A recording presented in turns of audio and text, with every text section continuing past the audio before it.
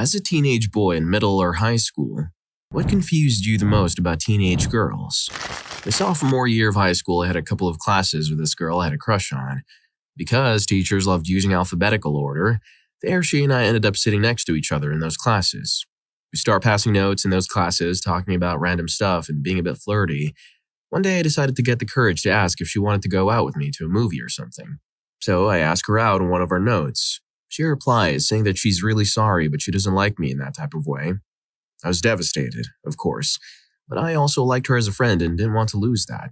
So I replied saying that was okay and asking if we could just forget I asked and keep things the way they were because class would be so boring without our talks.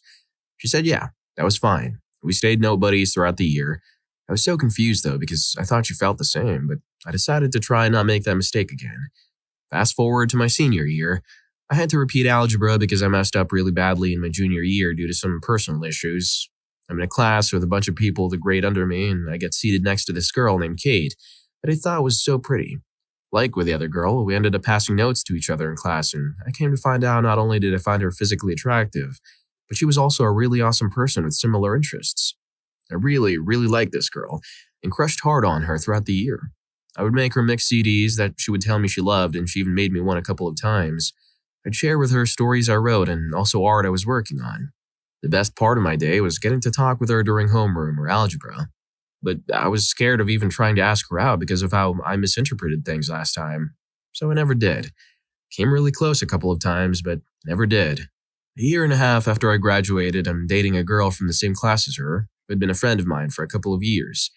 We're hanging out with this other girl who was also in my math class, and she brings up Kate and asks why we never dated. I told her I didn't think she thought of me that way, and she was like, "Are you kidding me?" She was so into you. At that time, it didn't really matter anymore because I was in a relationship and there was nothing I could do about it.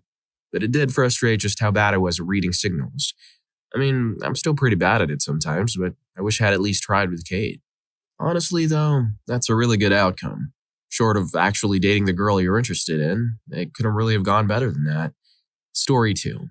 We also don't always talk about guys in the bathroom, so don't think we are if you're on a double or group date. More than likely, we're all sitting on the toilet complaining about how our shoes are cutting into our heels or how there's no toilet paper in the stall. Could someone please get me some? Also, someone is bound to be on their time of the month or had just started, so there's obligatory conversation. Ugh! What? I just started. Cue group chat from the other stalls and that one friend in front of the mirror about how bad it is that you started. Suddenly you hear a stranger's voice from one of the other stalls at the end. Girl. Oh my god, I started too. Does anyone have a tampon or pad? I've been sitting here for 30 minutes. Sure. Here, pass it down. Passes pad or tampon under the stall wall. Girl. Thank you so much. I would have used paper towels until I could get something, but because there's only hand dryers, I had to sit here. Oh, you poor thing. Why didn't you use toilet paper? Another voice from another stall pipes up. Because this thing is thinner than tissue paper, that's why. I've been trying to get one good strand of it for 10 minutes now, but it keeps breaking off into pieces. How are we supposed to wipe with this thing? Who knows? Cue a group sigh. Today I learned female bathroom etiquette is really different from male bathroom etiquette. Story 3. Why they always seem so willing to be comfortable with each other. I can name, minimum, 5 girls that are willing or have taken a shower with another girl. Both proclaimed straight. Both swore they weren't into each other. Just hanging out, being gal pals, taking showers with each other. You can imagine how much that frustrated me. Not just showering at summer camp or in the locker room or whatever. When I was a freshman in high school, my female friends would send me Snapchats of them in towels after they had just finished showering together at their house. I understand it's normal in locker rooms and summer camp, but I refuse to believe you're straight to just shower together for the fun of it. That's not straight. Story 4. How openly and often they talk about hot guys. Maybe once I talked with my male friends about a girl, but I would always hear them talk about so-and-so is so hot. Not to say girls are like that or whatever, they're just more open about that stuff. Honestly, it might be a generational thing, but attractiveness only ever comes up with male friends like at a sleepover or something, and even then, it feels forced, and we move on to something else quickly. An example of girls being more open, one time I was snowboarding with 2 of my female friends, and one was staying in the lodge because she wasn't feeling too good. While me and my other friend are out on the hill, we get an emergency text telling us to get right down to the chalet. When we get there, it turns out it was just 2 hot dudes. Story 5. How the hell do you have so much stuff on other people to talk about? I was given the chance to sit between two tables full of teenage girls at a Starbucks once. I had a lot of homework on my hands and they give free refills. Within 5 minutes, I'd put my earphones in and turned it up to max volume because A, I don't want to know how bad that one person is. B, your voices are too loud to ignore. I do this sometimes, so I'm not going to hold this against you too much, but sometimes you don't have to scream your lungs out. C, your laughs pierce the earphones if they're not on max, and that high-pitched laugh of girls hurts me on so many levels. Sneezes are another thing. This one girl in my gov class just had a cartoon sneeze. How the hell does that happen? How is that sneeze going to do what it's supposed to when you can barely sense its power? That can't be healthy. Story 6. Honestly, I can't speak for all women, but I grew up in a pretty conservative culture. Women's anger was treated as trivial and irrational. Look who's on the rag, lol. I've watched male relatives literally put holes in walls over inconveniences in football games, but my anger was always trivialized as cute or dismissed as witchy. I remember getting my car back from a body shop and they'd left massive drips in the paint. I was clearly unhappy and angry, but didn't yell or anything too showy. But when my dad and I got home, he chastised me for being witchy and unfair. Even in broader American culture, a woman's anger is often treated as a joke unless it's caused by something really severe, like cheating or something happening to her kids. You just slowly get the message to never explain why you're angry, because nobody will believe you or care. I've been away from that for a long time, but I still feel really insecure about being angry or upset because I fear that if I explain why I'm mad, people will just dismiss it. So I don't explain it because once it's explained, it's rendered meaningless, and so am I. Story 7. Why do they travel in packs? The amount of times I go to say hi to a friend who's a girl, I end up not doing it because I see the huge swarm of other girls. Wait, there's more. Why would you buy a crop top? It probably costs less to buy a regular shirt and cut it halfway. What is their fascination with hockey players? I really don't see it. The hockey team is all the girls. What's hot about a sweaty dude using his stick to stop another sweaty dude using his stick? What's with yoga pants? Hey, ask any rational teenage dude and you know yoga pants sends us through the roof, but what with them? When a girl very clearly acts like she likes you, but in actuality they don't, like they'll engage in physical contact with you, try to be around you often alone, constantly invite you and only you out to places, joke about how attractive you are and etc., but when you try to make a move, then no. I know this might only be me, but I had this exact thing happen to me, and the only time I ever hinted at dating her, she actually angrily yelled at me. Story 8. How they could be so unbelievably cruel to each other. I've held for a long time now that when boys don't get along in high school, they might have a fight, and that's kind of the end of that. Or they'll just not be anywhere near one another most of the time. But if a girl doesn't like another girl, they want to ruin their entire life as we'll go out of their way to do so. Case in point, there was a girl in my class who I'll say is called Michelle, and another girl who I'll say was called Becky. Michelle didn't like Becky for whatever reason and tormented her viciously. One afternoon in English, when Michelle just started tearing into Becky about everything, she mocked her for the clothes she wore. Despite the fact we had a school uniform, so we all wore the same clothes. The way she looked, she wasn't ugly. The way she smelled, she didn't smell bad. Just whatever she could say to get under her skin. To top it off, she also managed to get a good portion of the class to join in, berating this one girl who eventually left the room in tears. To this day, I feel guilty that I didn't step up and at least try to tell everyone to leave this girl alone, because she literally didn't do anything to anyone. The worst stories of tormenting I know from my school were mostly done by girls. If you're enjoying the video, don't forget to hit that subscribe and like button for more videos like this. Story 9. In hindsight, if I wondered if a girl was into me, it was usually too late. If I was into them, I should have made more eye contact and paid attention to their body language. Girls pick up on that kind of stuff. If they like you, they will return the gestures. They'll hold their gaze in conversation because the real conversation is through body language, and they like what they're experiencing. It makes them feel special and they feel like they're connecting with someone. Any guy can start a conversation with a girl by making eye contact. They don't really have to talk about anything important. You will notice their body language opens up.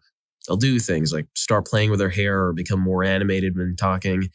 After that, it helps to either ask if they want to do something and or get their number. It solidifies your interest and you figure out quickly if it's going to go somewhere. But don't ask if they have a boyfriend or if they like such and such bands or food. You need to simplify it for them in a yes or no answer. Asking if they have a boyfriend implies a relationship when they don't really know you yet.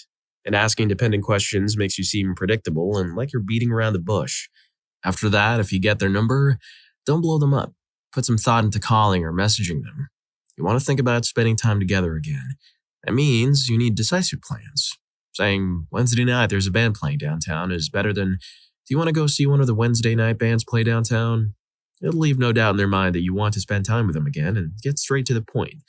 After that, don't really text or call them until a day or two before the date. Give them a reminder of the plans and save all the things you're thinking about for the date. Otherwise, you may have great conversations via text and crickets on the date. If it goes well, don't leave it to chance that you will see them again. Try to make more plans before you depart.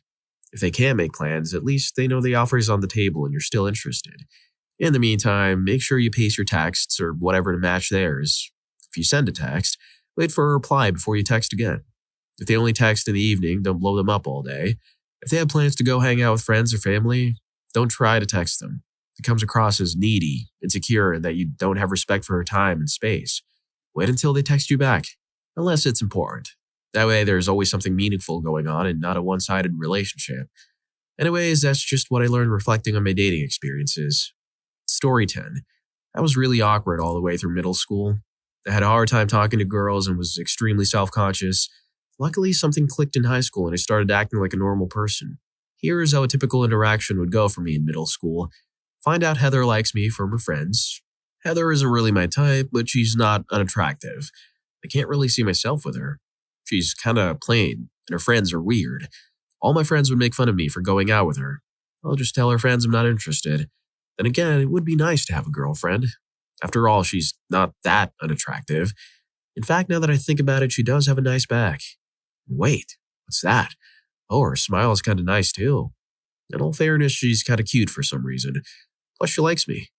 I find myself thinking about her at night and looking forward to school so I can see her. Maybe I'll talk to her tomorrow.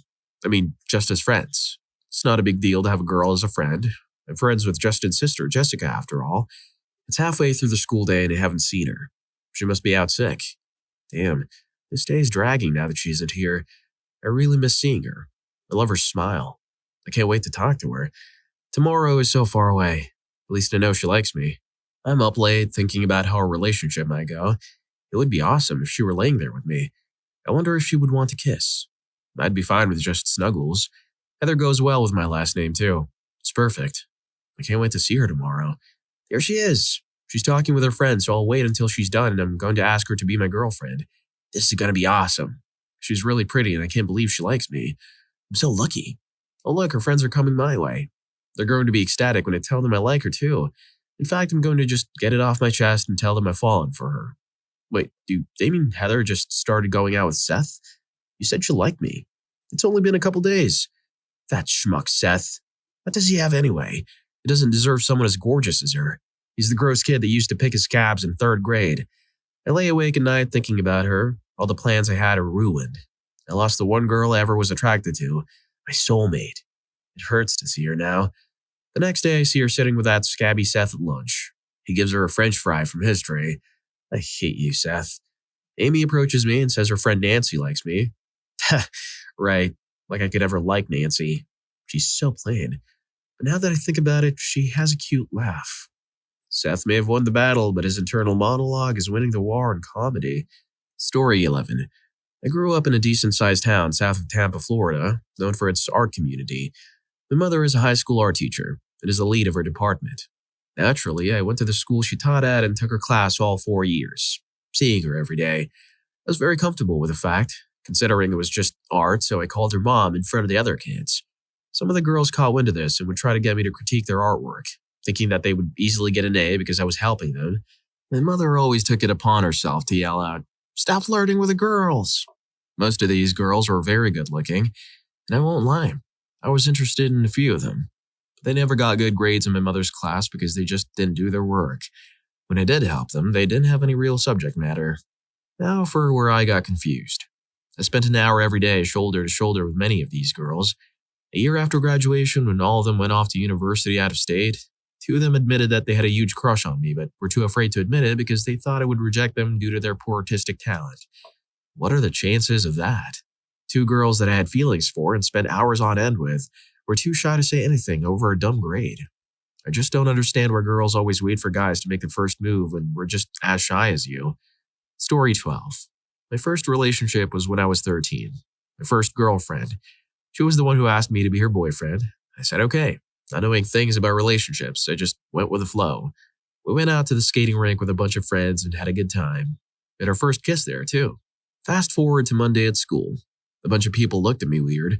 One girl comes up to me telling me that my girlfriend has spots on her neck. Me, being a 13-year-old, didn't even know what it was. Girlfriend comes up to me, gives me a hug, and I see the spots all over her neck. She tells me it's a rash.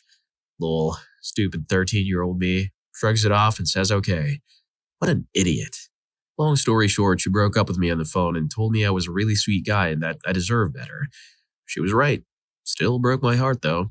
In 2019, she had been married and divorced multiple times, has over 6 babies from different dads, and is probably miserable somewhere in the world. Story 13. I vividly remember the day as a junior in high school when 2 girls wore the same shirt to class, and for one of them, it was the end of the world. It was a long-sleeved, striped, tight-knit shirt, just long enough to not get in trouble for being a midriff. The late 90s were a different time, eh? The girl who was having a meltdown was absolutely devastated, not because the other girl stole her thunder, but because the other girl was from a lower social standing. I still remember being disgusted when I asked what was going on and someone said, Alexis can't get anyone to trade shirts with her, so she's stuck wearing the same outfit as blank the rest of the day. Alexis was legit sobbing, and blank was just trying to not make eye contact with anyone. Halfway through the day, I heard that Alexis had sent an emissary to offer the poorer girl a few dollars to change into something else. Blank continued to wear that shirt regularly. She probably had saved up her money for it. Alexis destroyed hers. This was in a farm town of approximately 3,000 people. How on earth could anybody be that mean? Story 14. Why none of them ever liked me. I used to think I was a decent person. I wasn't great looking, but I think I was alright. I did well in school. I tried to get along with people and was polite. At the time, I thought being a decent human being somehow entitled me to affection or attention, and it blew my stupid, immature little mind that no girls ever wanted me. Turns out I was just an awkward nerd pining for the wrong people, and grew into a bitter nerd who stopped pining and was envious of everything, but unable to even approach the idea of a relationship in a healthy manner. I think other people were more aware of my actual personality than I myself was. In hindsight, there probably wasn't exactly one girl that was genuinely and seriously interested in me during high school, but I had my head so far up my own self I didn't even realize it until years later, and we'd never spoken again after school. Not picking up on that sooner is one of my greatest regrets, because it makes me wonder not only what that specifically could have been, but also how much other stuff and opportunities did I simply never notice. Well, if you like these stories, here's more. YouTube thinks you're going to love this. Catch you in that video.